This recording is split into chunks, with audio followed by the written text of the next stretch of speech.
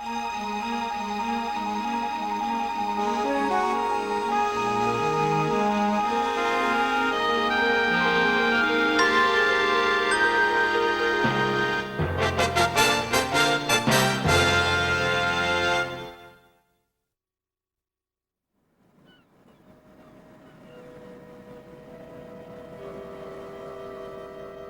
national parks are an American triumph, a celebration of our land, a testament to the blessings that we inherited from our forefathers.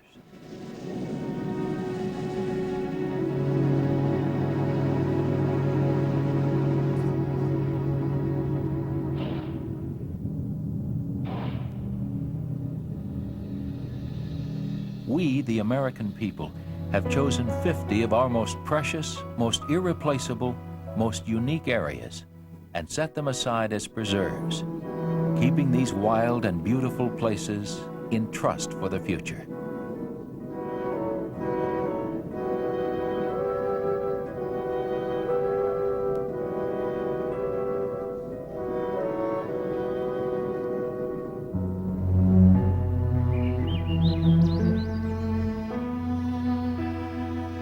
We were the first country to decide that such a step was not only desirable, but necessary.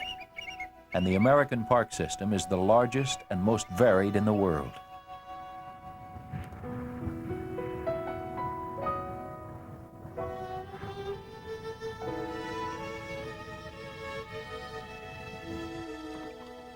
Dark in here.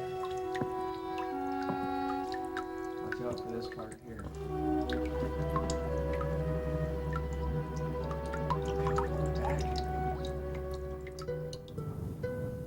Wind and water etch magnificent monuments from solid rock.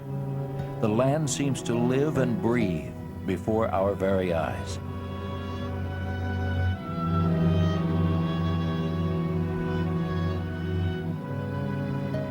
Fascinated, we can contemplate either the differences or the similarities between a rampant forest of sandstone spires and the lush, verdant growth of a rainforest.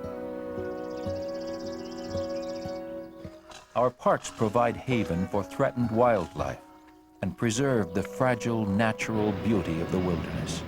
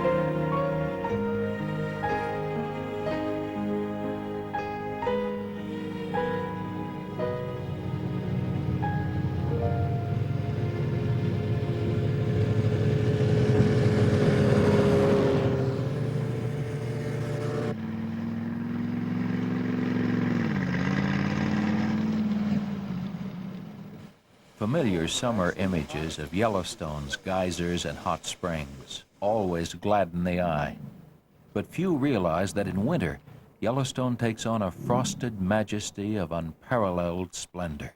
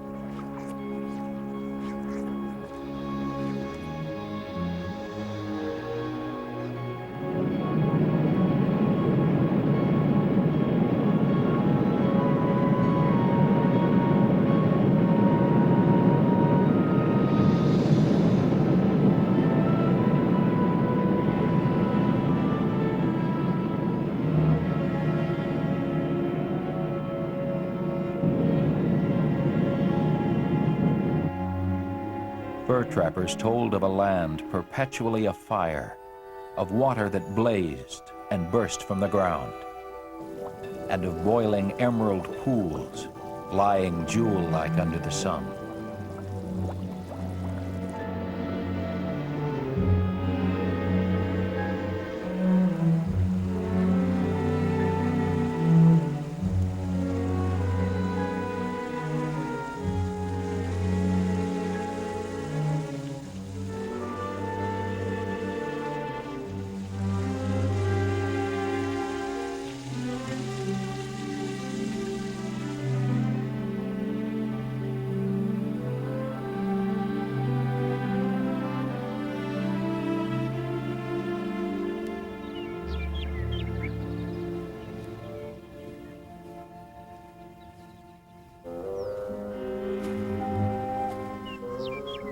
They told of nature's children running free, a land of great bears and limitless herds of elk and bison.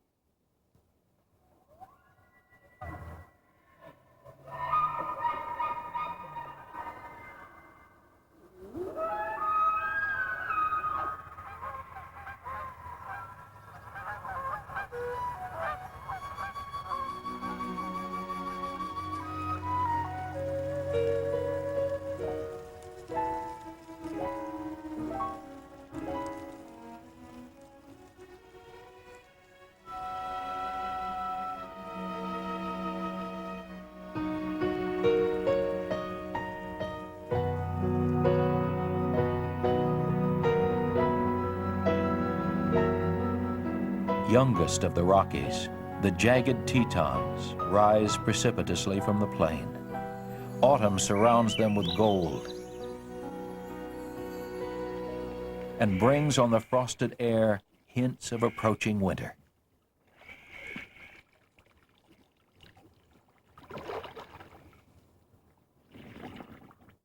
In the valley below, moose and elk can only wait for the impending onslaught of snow.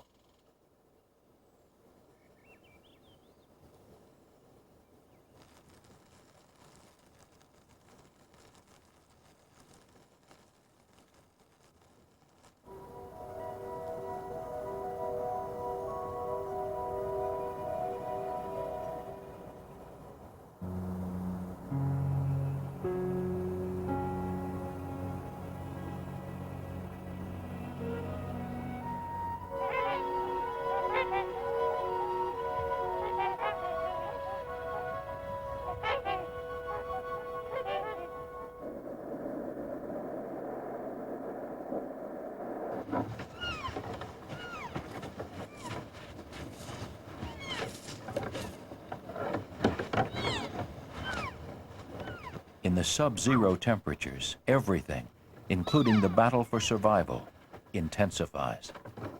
The beauty of winter sometimes masks the harsh reality of an implacable nature.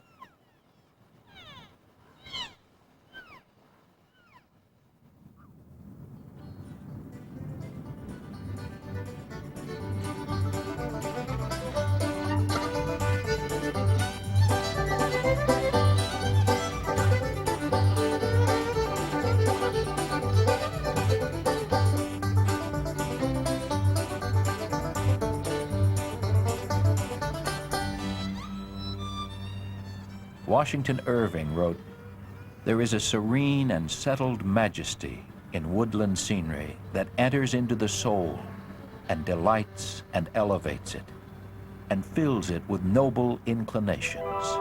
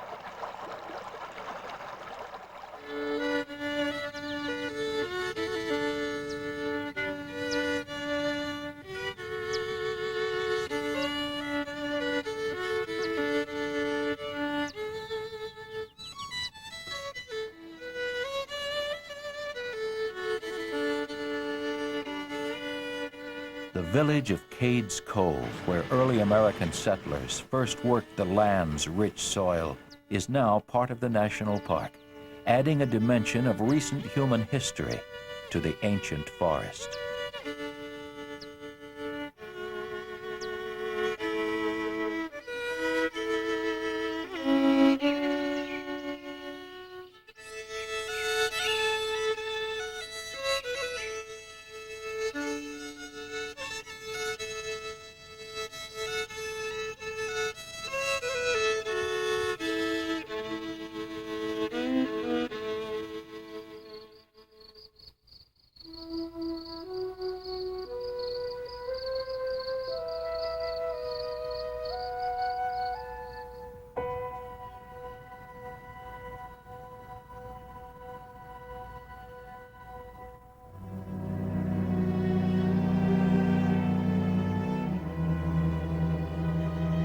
Freeman Tilden, in his book, The National Parks, wrote, "As you journey through Glacier, your impression will be of mountains that are on the march.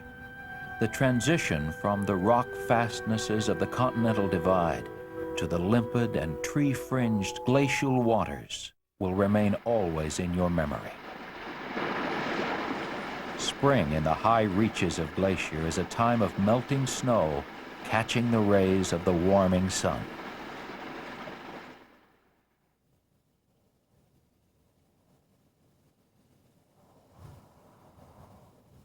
It is a time of rich colors, of mountainsides bursting with new life. It's as if each spring creates the park anew.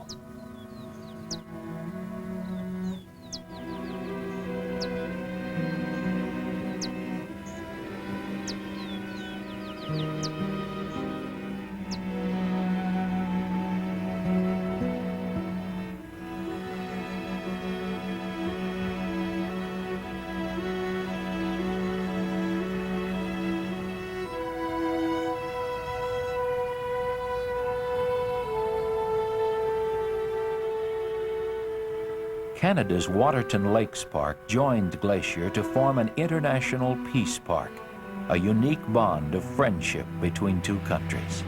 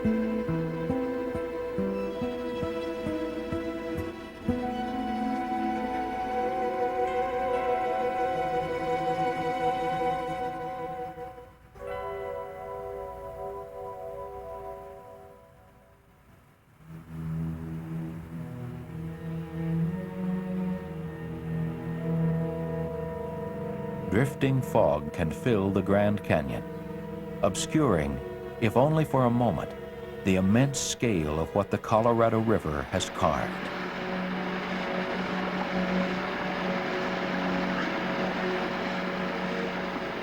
The power of the rushing water can only be appreciated by looking in awe at its handiwork, following the course of the river as it plunges down through the precipitous cliffs it has created.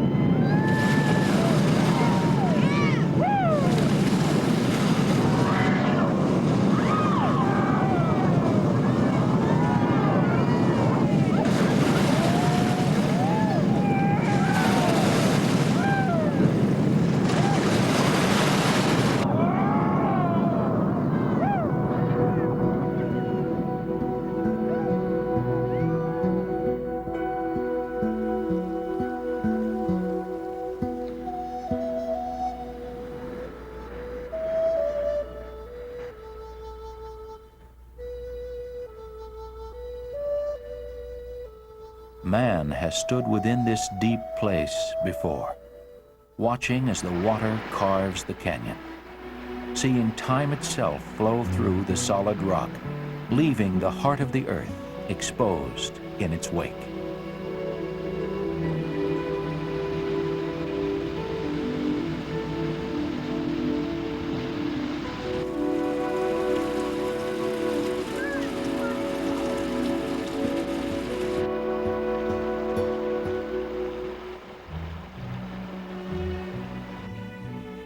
John Wesley Powell, making the first known run through the Grand Canyon, wrote in his journal, "Turning around, we can look through the cleft through which we came and see the river with towering walls beyond.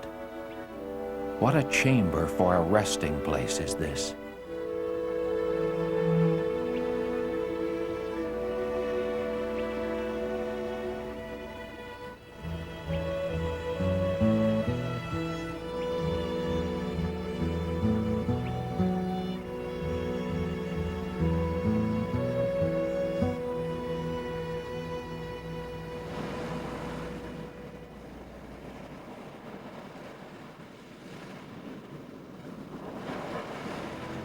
A seacoast, an alpine range, and an amazingly fertile forest combine to create a park where summer and winter can coexist.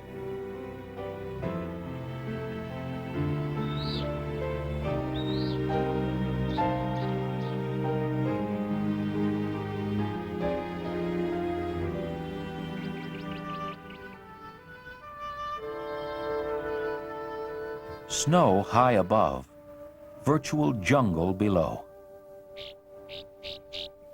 Olympic's deep, dense Hoh rainforest is rare in the temperate latitudes.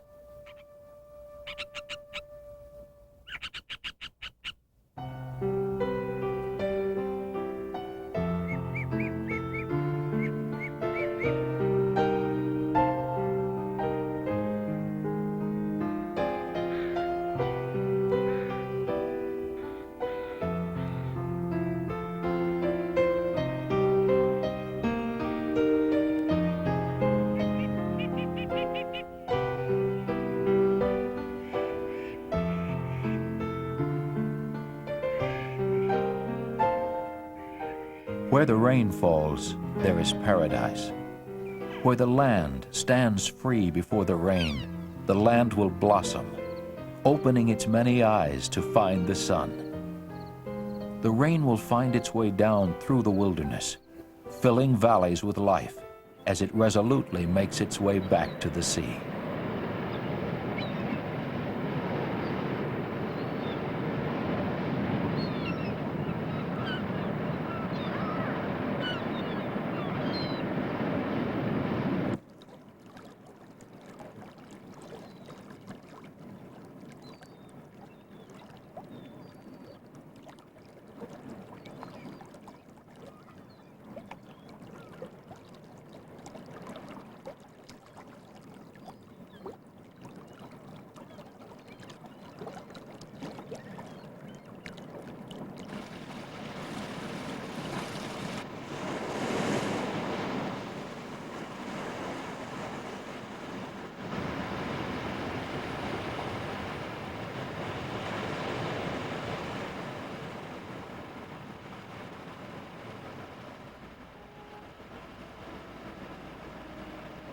We need the tonic of wilderness.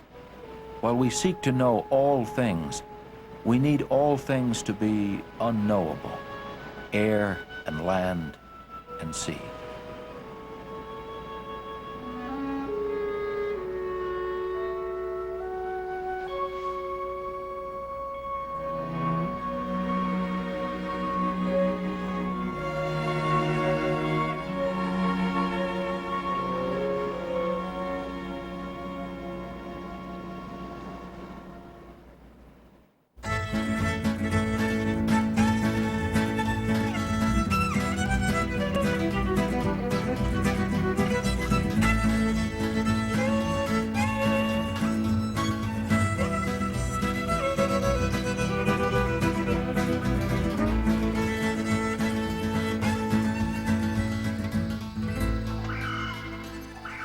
there is a place where earth and water met and joined.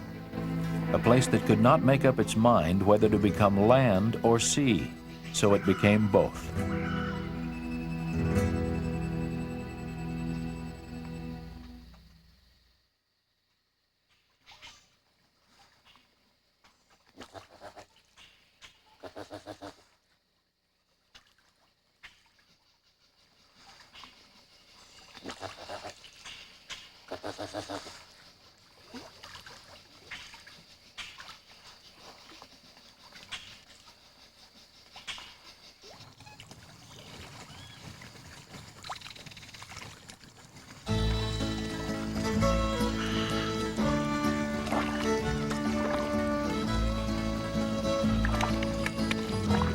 Here can nature's handprint be plainly seen, each finger pointing out a separate path toward survival. Like the patterns of a fingerprint, the interwoven web of life dances about itself, each element separate and yet irrevocably joined.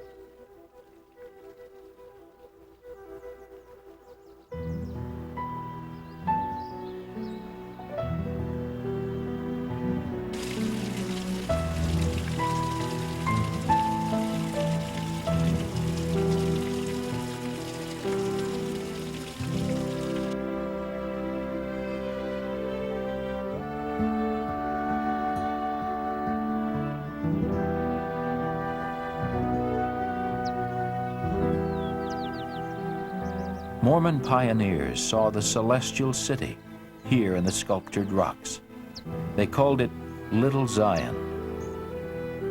The great white throne of Zion reminds us that the Native Americans revered the canyon as a holy place and preserved it from intrusion.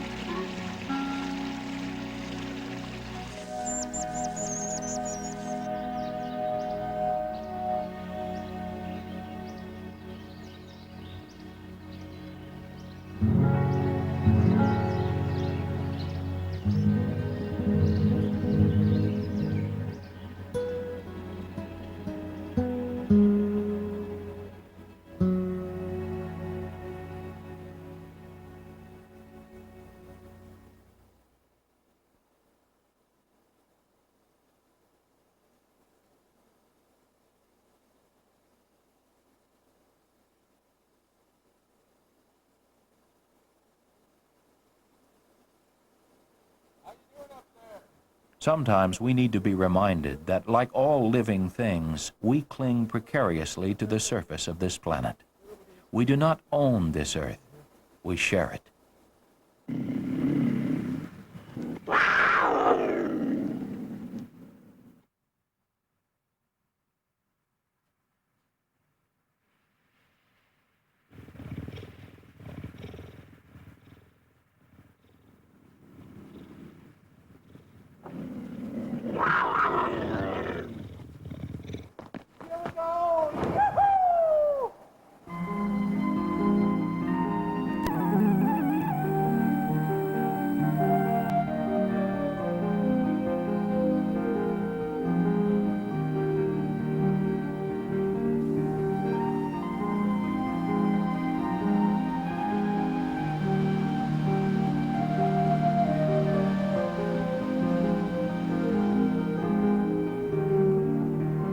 No place is so rare as Yosemite.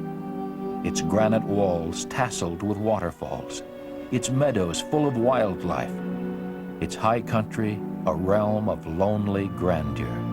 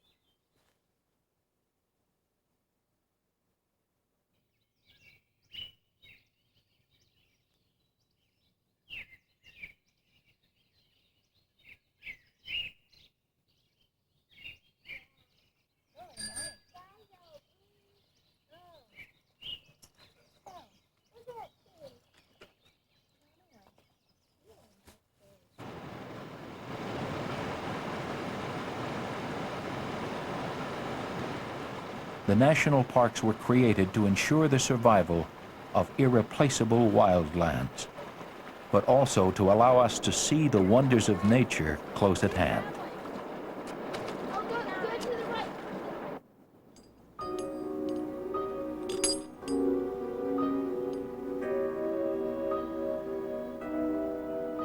By living for a moment in the midst of these wonders, we will find ourselves all the more eager to preserve them, so that they can continue as they are, haven for both nature and ourselves.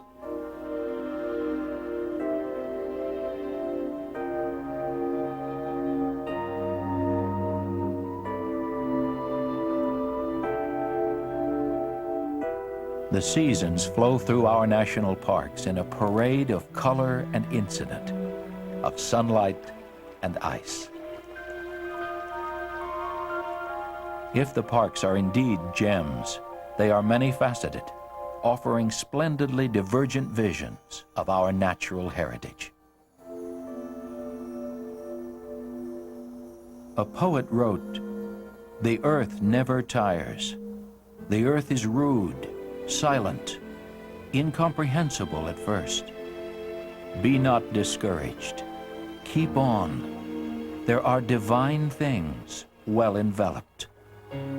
I swear to you, there are divine things more beautiful than words can tell."